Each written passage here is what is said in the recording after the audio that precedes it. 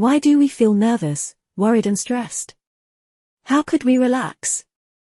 How does Buddhism help us relax?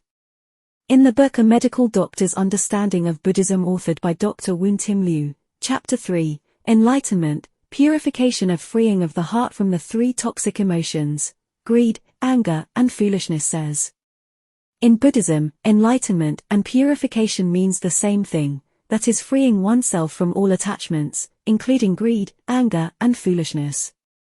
Buddhism says each and every one of us is originally pure from the beginning of time. Because of egocentricity and ignorance, we develop three toxic emotions, greed, anger, and foolishness, with time through life after life. The original purity is always there, has never been lost or damaged, but it is covered by the three toxic emotions, and cannot show up. Only by freeing oneself from the three toxic emotions, one can get enlightened or purified. And the most important teaching of Buddhism is to teach us returning to or regaining the original purity, which is bright, blissful, and capable of anything. In order to free ourselves from the toxic emotions, we need to understand what emotions are. Emotions by definition are reactions within our heart, which are so strong that we cannot suppress them. Take greed as an example. When we want to obtain something badly, we are drawn strongly by our desire to obtain that something, and when not getting it we would feel upset, and might even try to obtain it by causing harm to others, then it is greed. If it is just a goal or wish, no strong desire, not causing any negative reactions within our heart, one can still try to obtain it, and then it is not greed. Greed is an internal force in our heart, drawing things towards us. Anger is a force that pushes things away, strongly desiring that the things would disappear. Foolishness stand for all negative emotions other than greed and anger, like admiration, jealousy, enviousness, fear, etc. There are too many other negative emotions other than greed and anger, which are the two great causes of attachment, and to simplify, they are all grouped under foolishness. Such foolishness emotions are subtle combinations of greed and anger. For example, admiration is that one loves to have something but would not mind others to have it, more greed, less anger. Jealousy is hostility towards someone believed to enjoy something, more anger than greed. And enviousness is a resentful feeling of an advantage enjoyed by another joined with a desire to possess the same advantage, both greed and anger. It must be reiterated that the most important teaching of Buddhism is to free ourselves from the toxic emotions and reattain our original purity. So how to free us from toxic emotions? In the book A Medical Doctor's Understanding of Buddhism, authored by Dr. Woon LIU, Chapter 14, The Way of Detachment, Dr. Liu explained, only by detaching from the toxic emotions, we can really get purified or enlightened.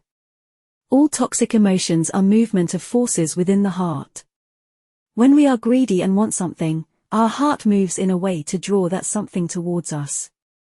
When we are angry at something, our heart moves in a way to push that something away from us. Either way our heart moves. When the movement is repeated over and over again, it becomes a habit. Day after day and life after life, we have greed, anger, and foolishness movement in our heart repeating and repeating itself, and the habit becomes so strong that we get attached. And the only way to get detached is by the way of do nothing or not doing. When people get angry, they would usually try to suppress their anger. To suppress is also a movement of the heart. Movement enhances movement and would only make the attachment to anger stronger. If we go along with anger and let anger carry us away, it is also a movement of the heart and would also make the attachment to anger stronger. The only way to detach from anger is to do nothing, not suppressing, not going along, just do nothing. The analogy to explain this is water and the dust in it. If the water in a cup is being stirred, the dust in the water would make the water unclear. The only way to make the water clear again is not to do anything and let the moving water slowly become still, then the dust would sink to the bottom of the cup and the water would then become clear again. If we try to do anything to make the water clear, any movement would stir up the water and the water would never become clear. Water stands for our heart and dust stands for our emotions. Not to move the water is easy, but not to move our heart is impossible as believed by most if not all people. But Buddhism says this can be done, by learning how not to move our heart. Buddhism teaches us that, when we get angry, we should let the anger movement in our heart come and go by itself, just observe it like a bystander, and do nothing. This of course needs practice of the meditation of do nothing. This meditation of do nothing is not the same as most other meditations. Unlike most other meditations that require one to focus on a particular object, this meditation of do nothing have no object and one should not focus. Our heart should remain aware but not focused. To focus is like a spotlight, beaming at one spot and the other parts would not be seen. To remain aware is like a sun, just shines on everything without choosing. While in the awareness state, we observe the coming and going of our habitual forces, remain undisturbed and detached. When this is done correctly and repeatedly, this will become a new habit of detachment, and the result of detachment will be forthcoming. The technique of do nothing is not easy to grasp. It requires a thorough understanding of the way of not doing anything.